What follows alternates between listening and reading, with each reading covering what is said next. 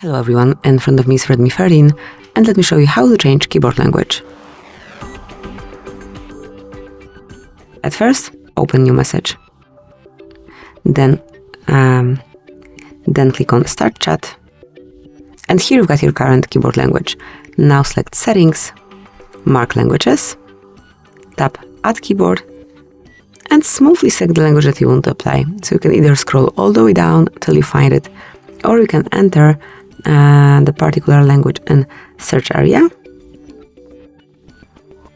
Click on Done, and that's it.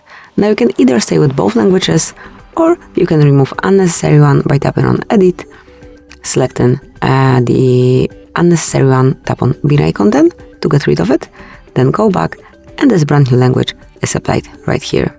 If you have two languages, let me just show you.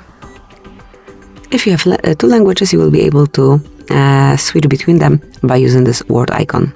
So that's it, that will be all. Thank you for watching, please subscribe our channel and leave the thumbs up.